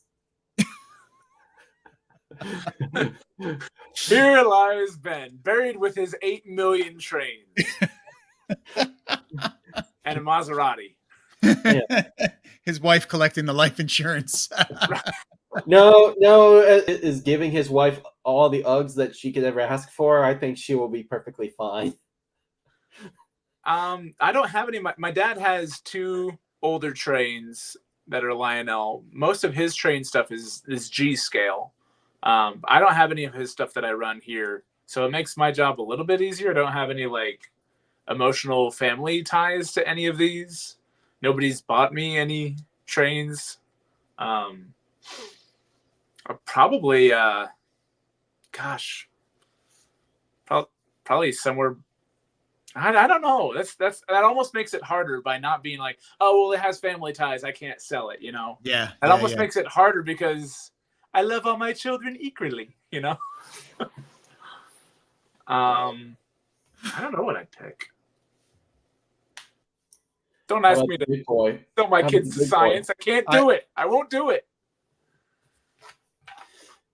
No, I think yours would be the big boy if I had to guess. That's what I would guess you were going to say. Well, the big boy started having that wiring problem. I don't know. I think I've got it solved. Now, the big boy's pretty cool. It's a toss-up between that one and my Challenger. I feel like I have more of a tie to the Challenger because I've actually like done stuff with it. Like I put the smoke deflectors on it. I'm switching over the LED, the light to be LED. I've fixed a little bit more on that one. I've bled on that one a little more. My Challenger today, I was trying to pull my Challenger out of the way to move some stuff around, and it's coming down the line, and like the front wheels are frozen, and then all of a sudden they jump, and then they're frozen. I think the motor board or something inside is gone. I think that's my guess. I don't know. I got to rip it apart, but like I had that same issue with the T1 duplex. It like I literally had to like shove it a little bit to get it to start moving. Otherwise, it would like the back wheels were fine, right? So the back wheels worked and the front didn't. I can't remember which way around it was on this, but I know that like was working and one wasn't. Is what was going on. Do you see the light dim because it's trying to move it? Oh, it was in the back of the layout, so I didn't really look at the light. I'll have to do that. check on the lights, because if the light isn't straining, it's probably a problem with the board itself. If the light is straining, then it's having trouble trying to actually move through something. It may just be either a linkage that's wrong, or it could just be it needs lubrication or something in the motor, like physically. That's where you can usually tell if it's an electrical problem or if it's just something physically binding up. That's a great idea. All right, I'm going to do that tomorrow. I'll take a look at that. I learned that from Sid, so thanks, buddy. Wait, so Lark, you didn't answer the question. Which one would you sell? Oh, yeah. Or at least what would be the last one to sell? Yeah. Probably my very first one, the Wisconsin Central 442. Cool. Yeah, but no, I don't think I've seen that one. It was in the Christmas video. Oh, okay. Yeah, when I was saying on there were that a lot of trains in the Christmas video, if I'm honest. Yeah. No, so that one was probably my first big production for the Trains of Lark banner, and I think it kind of showcased a little bit of what I was capable of, and I'm hoping to get a couple more big ones in this year. But no, it was something that I wanted to do, and felt it was a good way to get the community involved. Took me about a week to go through all the footage to try to get it all organized. Had to find some music. Had to be able to find a way to transition everything, and I would say spend about 2 weeks on getting the footage together, getting the audio, trying to figure out what works and what doesn't work. And so, yeah, I was really proud with how it turned out. Yeah, it turned out great, buddy. Yeah. All right, Yeah. I got a question for you guys. Yes. What's up? Insurance on your collection, yes or no? I need to. And I know the TCA does it. Yeah, that was in my pamphlet of stuff that I got when I signed up. That's why, it hit me. I was talking to my father the other day. He's like, you should check with your insurance company about a rider. And I'm like, the TCA sent me a pamphlet about this. I should go read that. It seems like the responsible thing to do, doesn't it? When you've got, several. Ooh, all right. Follow-on question. Yes. Do you have a list of all the stuff you own and the value and like when you bought it, where you bought it? No, that's another thing that the registration made me think about, because like you can I keep an Excel document with like everything listed, where I bought it, what it's worth. Well, you are aware I am in the insurance industry, so that's right. Oh, oh my God, it didn't even dawn on me when I was asking those questions. Gold Standard says yes, there are companies that specify insurance collections, and that's true. Well, Gold Standard, you have pardon my language, you have like every damn articulated, modern articulated, or excuse me, I can't talk straight to save my life. You've got every damn legacy articulated steamer right now, so of course you would have a good. No, not yet. Not even the legacy, right? He has the the pacemaker Mohawk. He's got the orange. What do you call it? That came out last year. Yeah. It's something that, especially as your collections get as big as some of ours have, that's like, I'm not saying that my collection is not valuable enough to insure, but it is a pretty big number when you think about it. If you put it down on paper and you start to look at it, you're like, holy crap, it's bigger than I thought it was. Yeah, but in all seriousness too, I mean, Gold Standard did make a good point. There's a lot. He said, "I'm touched. You know my collection so well." But in all seriousness too, I mean, it is something that I have thought about. I know State Farm does it, but the thing is that you have to get it appraised before you can get insured. And I know mine, when I was quoted, of course, this was before I went on my growth spur. It was about $75 a year for the entire collection. Yeah, so, I don't think because if I remember correctly from that TCA form, there's like two ways you can do it, like an itemized way, or an itemized, or your whole collection up to $1 amount. Good night. He's going to bed. Good night, Colin. I'm going upstairs, do prayers real quick, and come right back down. All right. Cool. All right, let's go. Those are pinchy things that you shouldn't play with. But yeah, I don't think it's that expensive to do like a blanket dollar amount for your collection. And then obviously if you go, and I think the number was up to, I can't remember now. I want to say it was like 25,000 or something. It was a Yeah. big number. Yeah. And then Gold above standard, that, you have to itemize. yeah. Gold standard says that you can do it either itemized or agreed value. So I've got about 48 engines. I'm really wanting to. I'm really wanting to. 48? Yeah. And I'm selling 3, and I'm hoping to try and successfully sell them before York. So specifically my AC 6000, which I am very, very hopeful I can sell it because I've got someone that's interested in my Junior Mikado, which I'll be more than happy to part ways with that. And then I've got an experimental engine that I just never got around to. I just have no interest in. If I can get those done, I'd love to have 50 engines on my roster by the end of the year. But if it doesn't happen, it doesn't happen.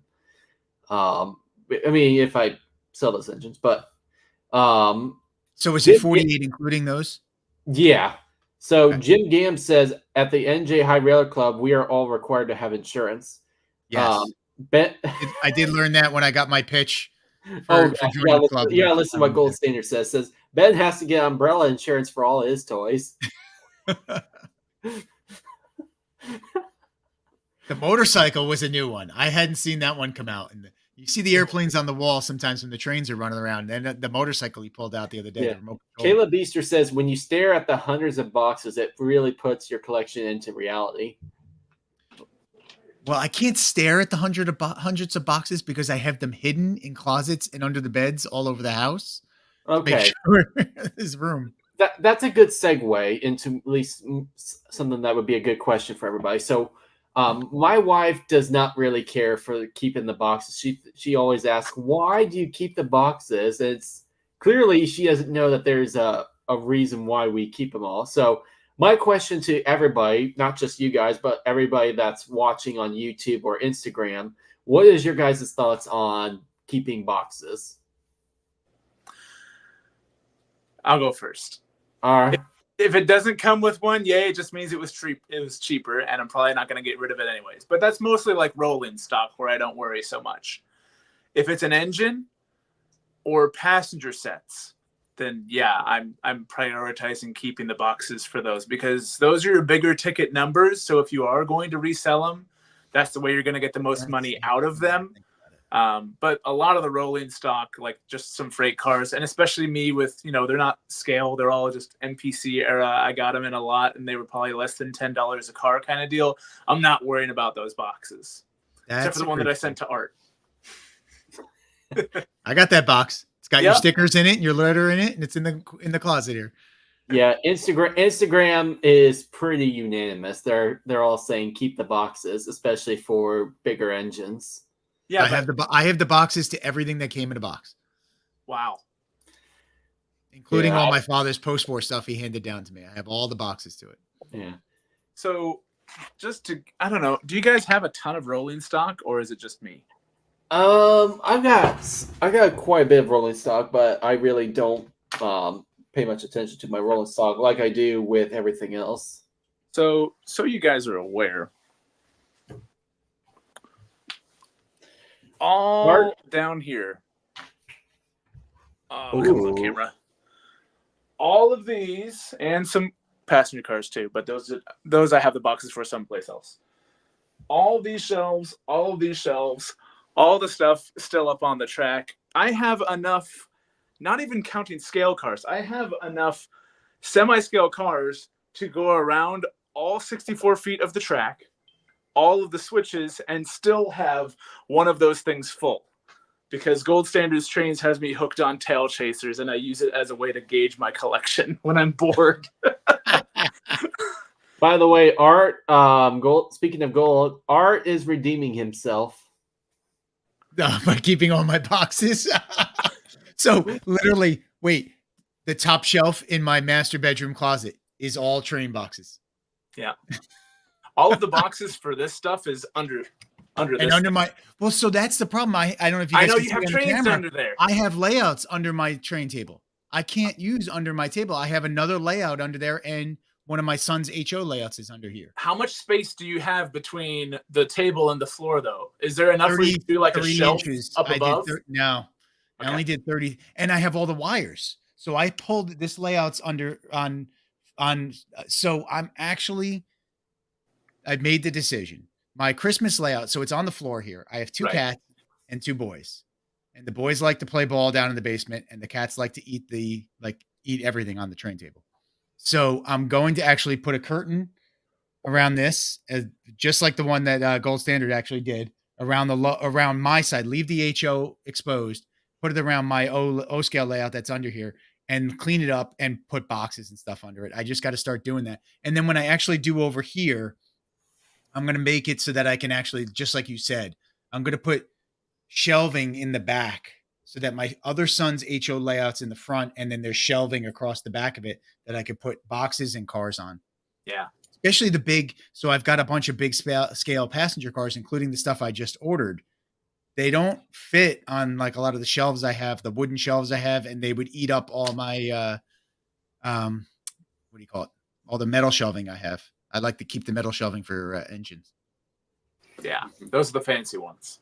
Yeah. And then up here, there's even more. I don't know if you can see it, but I have 9 feet of 2 9-foot shelves right here, all full of passenger cars. And Ray finally got his shelves up. Ray got his up, but they're like 8 miles apart. I'm like, Ray, you got to squeeze that down, man. You got to make it like your tallest rolling stock plus a finger, just so you can get it on the shelf. Maybe he's waiting to expand and add more in the middle of each one. I don't know. Oh no, I gave Ray a hard time the other day. I was like, "Hey Ray, I found your engine. I found your favorite engine on eBay." It was so funny when you texted that to me. I was like half looking to see if it was Ray selling it.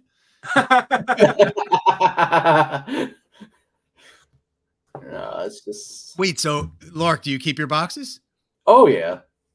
Where are they? Do you have like they're all in shelving the up train top? barn.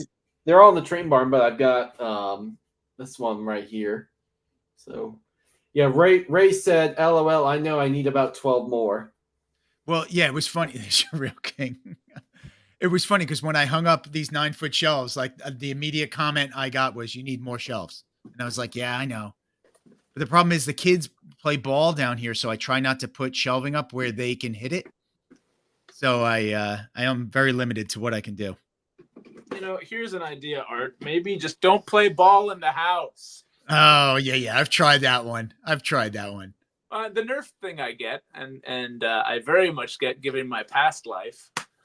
It's Nerf. Yeah, I mean they play with like Nerf balls and things like that down in the basement, and their Nerf guns and stuff. But like, yeah. Oh, and I've come downstairs and like the layout has been like half knocked over. As like my son will be like, "Sorry, Dad, the ball hit the table." Oh man. You're gonna So like when I build park a everything's force parked in the back side of the layout, as you can see, because Yeah. that way it's protected as much as I can. Oh my gosh, that Gold Standard says, "Gee, that sounds like someone with only one kid." Yeah, don't play ball in You that. can get away with that rule with one. You can't get away with it with more than one. Yeah, I have 2 boys. They come down here and they wrestle, and I'm like, guys, as long as you keep 1 foot away from the, stay away from the trains, you're good. Well, I know and with all the the reason that trains they're at going to ground hit their level head are on the theirs. table one of these days. All the trains at ground level are theirs, so if they kick it, it's on them, right? Wait, well, that's the problem with the lower level is that balls and stuff bounce, and like I'll come down and it's like completely wiped out, and all the little like street lights are all broken because they've Oh. knocked them over. So I bought all new stuff to fix the whole layout, and I was like, you know what? Rather than fixing it all off, I'm just going to put a curtain around it to protect it, and then I'll fix it, and that way it's protected under a curtain. But I'm going to wait to do that. Protect first, fix later. Yeah, I'm going to expand the table to do the 054, so I'm going to do that first, and then I'll do the curtain after that. Gold Standard says 2 boys too. It is tough. Yeah. Yep. Yeah, his boys are into the train. Wait, by the way, love his Lego pirate ships on the table. Those should stay when you finish the little harbor he's putting in on his layout. Yeah, That's keep the really Lego cool. ships. Yeah, those cool. Lego ships looked awesome. I was so jealous. That reminded me of when I was a kid, and like that was like the thing in the Sears catalog that everybody wanted. Yeah, I'm that old. Don't worry. Sorry. The 50 is just the police, right? That's right. No, but I'll tell you what. There's actually historically been some good Sears, JCPenney exclusives that you can't find like in the regular catalogs. but I think Those that Sears and JCPenney's are getting rare too. yeah. There's no Sears anymore, I don't think, are there? I think No, there's one left. I think I saw a video somewhere on YouTube. There's one left. there's a Sears right next to a Kmart with Rosie O'Donnell. Oh no, it wasn't Rosie. It wasn't. Was it Rosie or was it Roseanne? I forget. There was one of those celebrities used to do commercials for Kmart all the time. Yeah, I have no idea. Now we're dating ourselves. Sorry. Yeah, I was gonna say. There is one engine I would like to get on my roster, and this was more of what happens when you give engines to people that ultimately you shouldn't trust. So I gave my college girlfriend. Remember my college girlfriend a JCPenney Santa Fe GP38 because I got it like for like dirt cheap on trains auctions. It was like 50 bucks for it. Yeah, and then we broke up, and then I found out she was cheating on me with my best friend, and she gave me all my stuff back, but she never gave me back that particular locomotive. It's like, are you like you want to give everything back, but you never return that?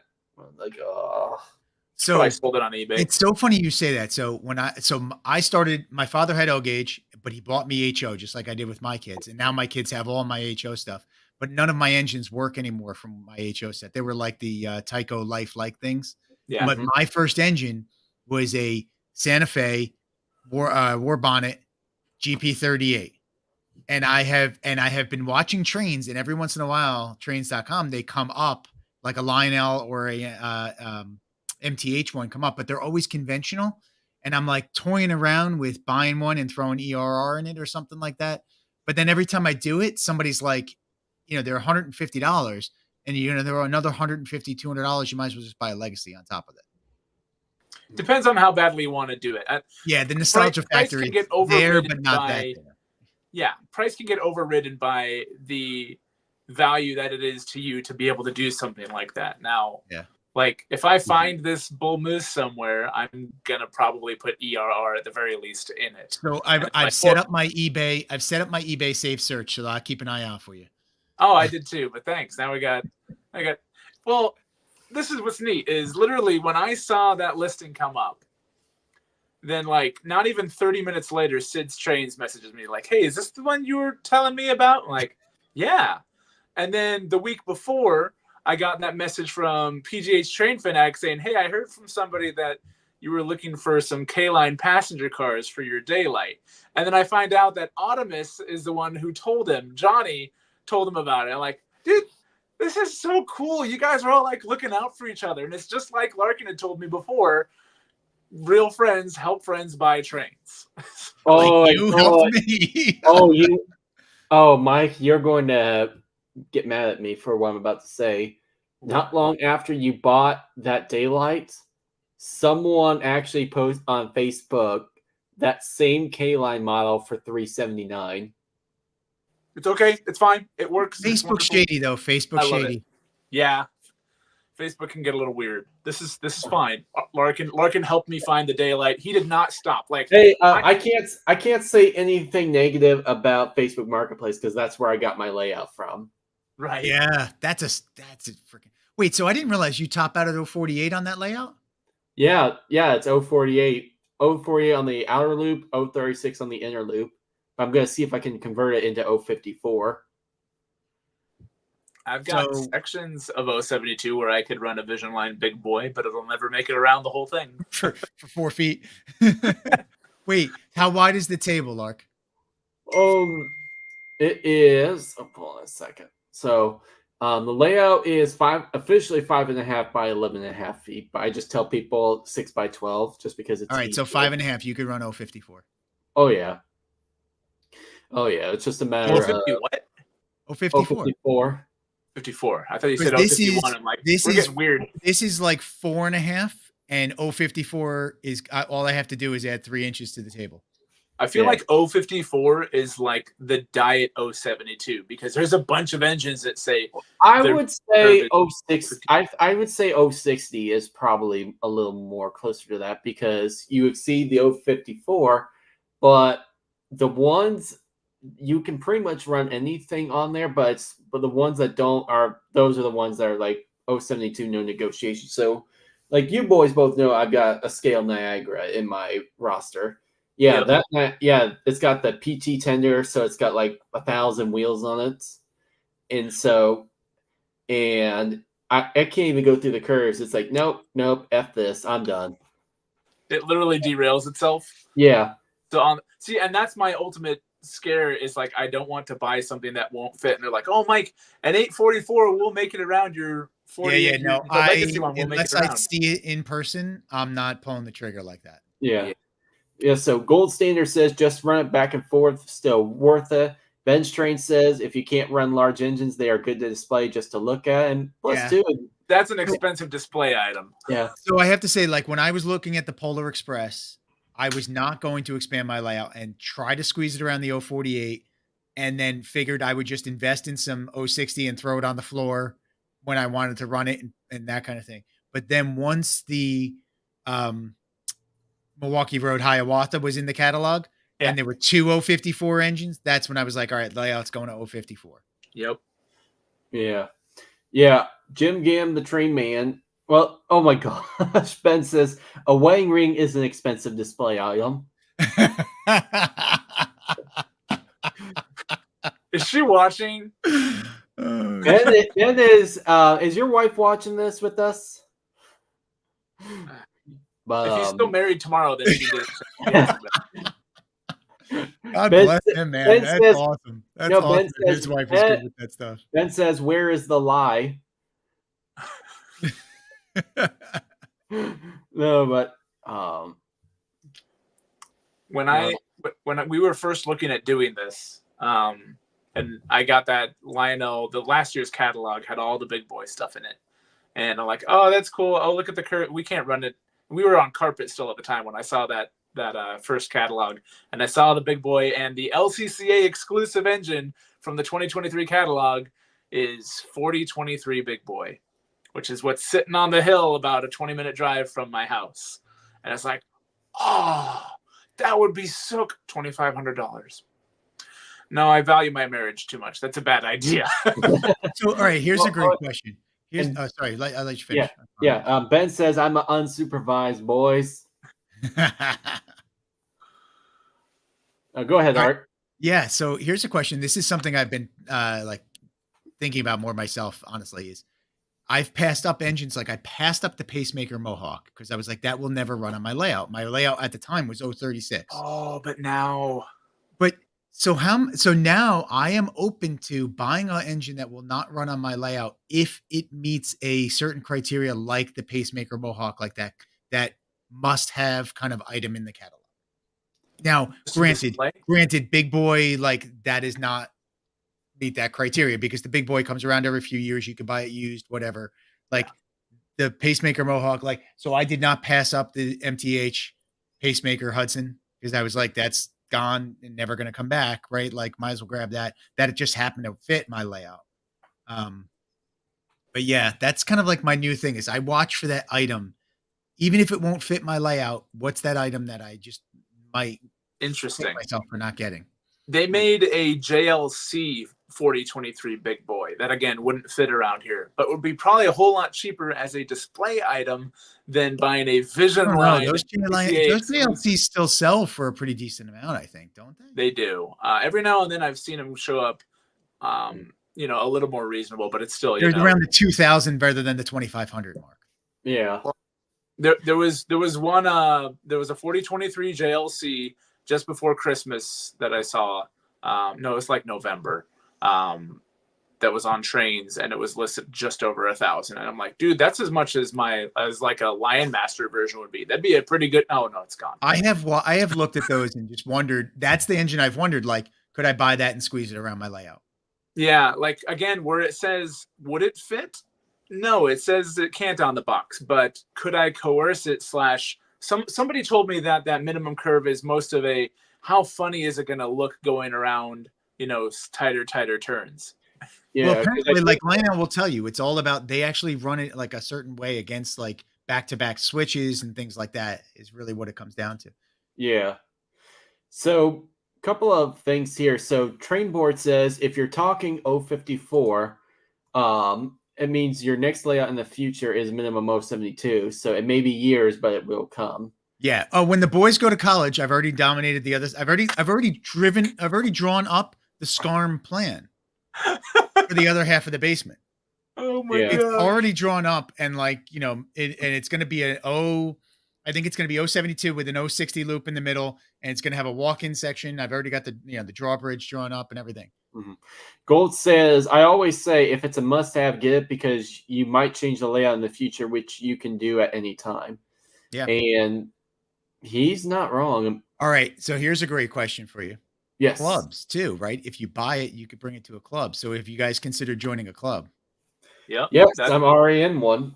Oh, I didn't There's know a that. guy that's deployed that's in the Air Force, off at Air Force bases nearby. So there's a lot of military guys here in town. There's a guy that has a Vision Line Big Boy and all the cars and all that stuff and doesn't have his own layout. He just really liked those trains, and he saw them in person. He's like, you know what? I want to get those. And I have Air Force money, so there we go. And he shows up to the club every now and then and runs his trains there because he doesn't have any other way to do it. Yeah. Well, that's the same situation with my Niagara too. I mean, that Niagara, I mean, the first time I ran it was at the Christmas display. You saw it with the 844. Yeah. And it was really cool being able to finally give a chance for my layout. At least it was nice for my Niagara to be able to have a layout to where it can really exercise and stretch itself, because it really can't do jack on my layouts. Right. But I think the thing The streets up and down. Yeah. But the thing Looks really good forwards. It looks really good backwards. Looks really good forwards. Oh, that thing smokes when it goes. But I think too, if you have an engine that can't run on your layout because of the curves, it just gives you more incentive to go to that club or to go to that person's house. Yeah. Yeah. It gives you a reason to go. The problem I have for me is, and like, we were talking about before going to the NJ High Railers, I went there a couple weeks ago and got the pitch about joining, and I talked to Corey and everything. And I'm like, man, I really want to do this, but it's a solid 45, 50 minutes away from me and not an easy drive from where I live. And then there's another club south of me in Ocean, but that's another 45 minutes away, so I'm like right between the two of them. So I don't know. Someone needs to start relocating.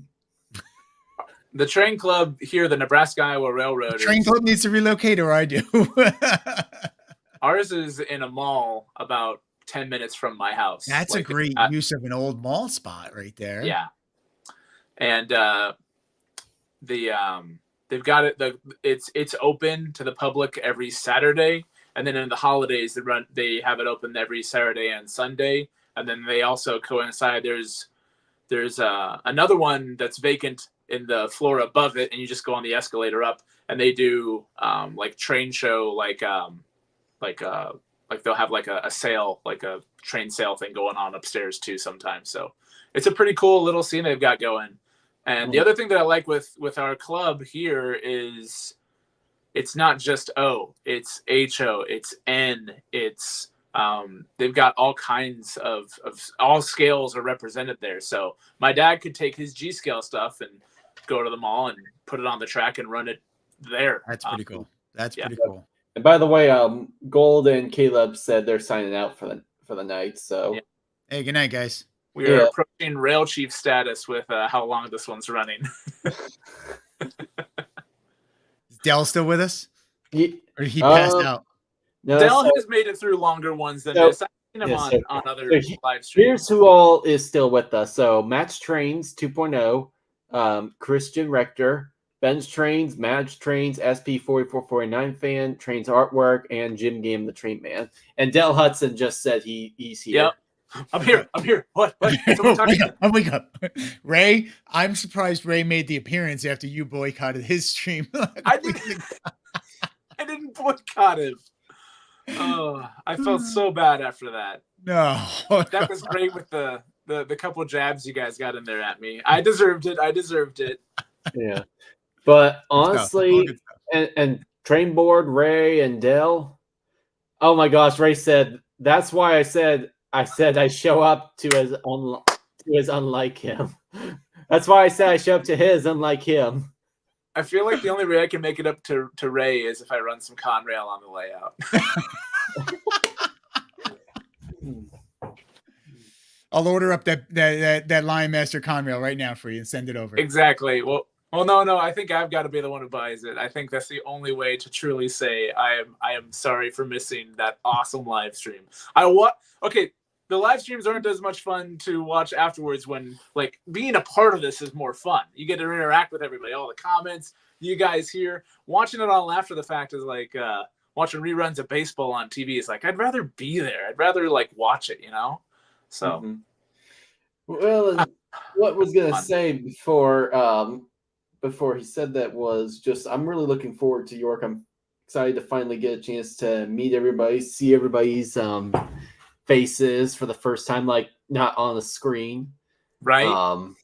Shit, the first time I had actually talked with Art was when we were getting ready to do the 3 Rails for Dads, the first one. Like that was the first time I got to talk in person. All we did was we did the Rail Chief thing. We talked a little bit on text before that, and then we were like texting with each other before the 3 Rails thing. That was it. Yep. Yeah. Well, I first met Dadify or at least Mike when he joined Instagram, because I remember seeing his stuff on here. I remember seeing his stuff on RBP and Friends. And it was the same one that him, me, and Allegheny Crossing were on. Well, and Corey was on there too. Yep. Or I call him Subway Corey because that's. I think everybody does. But anyway, Subway hookup. Because I saw his stuff, I was like, this guy seems really, really cool. I hope I get a chance to say hi and stuff. He's a loser. Then he joined Instagram. I was like, yes. Or I didn't have to act creepy or anything about it. I can just let it be natural. Yeah. But now kind of everything went so creepy. The guy with the hat is creepy. But he's got a flag behind him. I don't know. Hey, Train Board, I hope we get to see you at York. Would be really cool. Yes. The more the merrier. Actually, so like you guys are all worried about like either making your wives angry or being running out of money. I'm worried about my voice being shot and like I'm just going to be emotionally and physically go back and watch my 5 tips, man. Carry a bottle of water the whole time you're there. There was this guy, I watched a video, he was probably Italian, and he had some pretty good tips about York and talked about the water and all that stuff. The 5 things. I think he said 4 and he really meant number 3. I don't know, but he seemed to know what he was talking about besides the counting thing. Ray's trains. Mike says he's buying everyone dinner, I heard. Yeah. All right. Shoot. We'll just. Dude, I'm having FOMO about not staying over Friday night. I got to be honest. Yeah. Oh, Ben's train says, what's the deal with the water? So, Art, you want to explain? Yeah, no, I mean, this past October was my first York trip, and I did a video about the 5 things like that night when I got home. I think it was that night, maybe the next day. The 5 things I learned from going to York, and one of them was like constantly having something to drink, like a soda or water or whatever, because to Mike's point, you're walking around talking the entire time, and it's like you need to keep yourself like you don't stop. I don't know how many steps I did, but poor Dell was like, dude, we need to sit down for 10 minutes. I need to rest. And we're like, you walk a whole time. And of course you're meeting people, you're talking to each other about the trains. And if you don't drink, you're going to like run out of gas fast. Yeah. Mm-hmm. Oh, yeah, your voice will be shot. You need caffeine, all that kind of stuff. Oh yeah. Oh, by the way, Train Board says, tell Art we'll rent him our train board by the day, by the week. There you go. Yeah, but besides the voice being shot, my cheekbones would probably be killing me. So I'm going to bring some ibuprofen for that too. Oh, and Matt's trains was bring extra ibuprofen because Ray's going to drink too much and miss the first couple hours of Saturday like he did last year. Oh, Mad Trains was kicking himself because he said he saw you at York. Unfortunately, he didn't get the chance to talk to you. He said, "I think my wife's watch said we walked 7 miles, and that was one day." It's crazy. I mean, like, because you forget that even you walk the aisles in the buildings, but even with it, like walking to the other buildings, it's not like, oh, you walk out and then you just walk in the next building. You got to walk like a quarter of a mile to the next building. Some of them are pretty far away. I'm in shape. Round is a shape. I'll be fine. That means I need to walk my dog a little longer before I go to York, then so be it, just to make sure I'm good to go. But get your Skechers with the little like curved heel, so you'll be fine. Yeah. Well, the week before York, we're like, drinking water and like get your ankle weights and your wrist weights on. But I wish you all the best at York, says Ben. Ben, get your butt up here. We need you to join us. Get more of that orange box goodness and that blue box bliss. Blue box bliss. But I said to my wife once, I said, it's not a matter of if you get anything at a train show, it's what will you get and how much. Yeah, she did not appreciate that comment because she said, Larkin, you sound like you're lying to me, like you're not telling me the truth. I'm like, you can't handle the truth. It's like, oh my gosh, like I don't know what's going to be in there. When I say I don't know what I'm going to do, I genuinely mean that. I mean, like a couple of years ago, I went to the Tallahassee train show. Didn't think about much there, and I come out with a Chicago and Alton MPC Hudson. Oh, that's the brown? That's the brown one, right? Yeah. Yeah. Yeah, that's the maroon one. It was the one that had the die-cast tender for the first time. Because my Blue Comet tender is plastic. Yeah. It's the same mold. I've got that one, and I've got the JC Penney Hudson, and I've got the extremely rare. That's the brown one, right? So the right, you're right. That's the brown one. Is the JLC one, right? Yeah. Yeah. So, yeah, and by the way, Match Trains is saying, I'm thinking about heading out just to hang out for a day. You should. And Ben says, if I go, I will do it unannounced. And Jim says, I might do the same thing unannounced and no wallets. So Dell Hudson says, you don't need a wallet. You just need to be able to carry your phone that has your credit card preloaded on it so that you can just pop it. Enabler. Well, and Dell Hudson says, bring cash because not all vendors take credit cards. Thank you, Dell. That was hint on number 3 on my list, I think. Or was it 4? Or was it 4? Cash. Yes. Yeah. Well, so like if you go there with like, okay, this is the cash I'm bringing. When I run out, I run out. That can also be, okay, trains are expensive and walking around with that much cash is probably bad. But. Well, the biggest fear for me is how am I going to get that stuff home since I'm flying. They have a UPS thing right there. They will ship right from the fairgrounds. Enabler. Art, you're getting called up by Jim Gam. He says you're dangerous. And apparently Gold Standard is like, you know what? I'm enjoying this. Wife is watching Below Deck upstairs, so I'm back. Below Deck? That's still on? Jesus. Must be like season 23 of that thing. But no, so when I told Matty C what I was trying to get, he's like, "Oh, I'm gonna help you find one. What's the budget you're doing? Under 500? Oh, you'll get that." So, so friends help friends. But I have to say, Matty C, since you bring him up, the work he's doing on his layout is fantastic. Yeah. Oh, absolutely. That train station he put in looks amazing. Excellent work, my friend. Yeah. I think he's gonna be an absolutely bad influence. He was the one who got me to get the 466T when he did the Jersey Central. By the way, the Jersey Central 466T K line is on trains.com right now. Ooh. But the one I'm really worried about is the one that has like legacy or PS2, PS3 steamers for like starting at $300. Those are the ones I'm most worried about. Matty C says that those are common.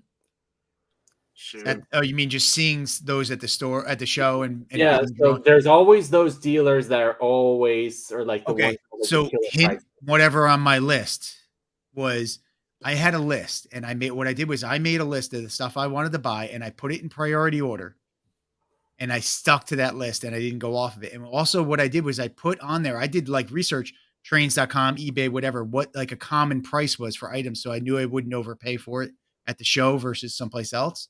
And you got to be religious. You got to stay focused on your stuff, or you will blow your budget in the first 10 minutes you're in the show.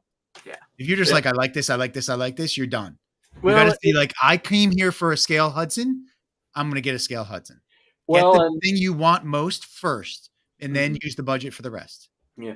Well, and the thing for me is, I'm basically going to use my wife to help kind of decide if there's something that I should get or something that I shouldn't We're get. all going to be there. You kidding me? You're not going to need your wife.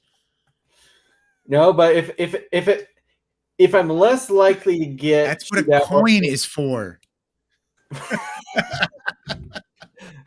And by the way, Mike, I totally flipped a coin the other day when deciding whether or not to buy that engine.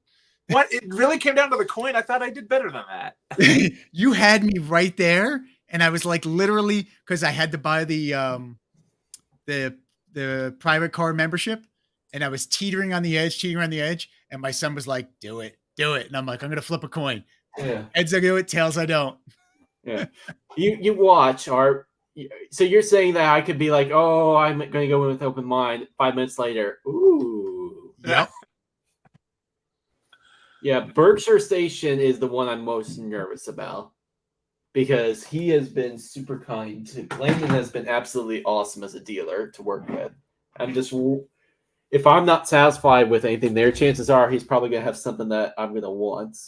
So, yeah, but hey, so what I'm thinking about doing is trying to all the trains of .com affiliates that are going to York. I want to see if we can all get together with Scott Griggs, the mastermind of trains.com, and see if we can get a photo of all of us together.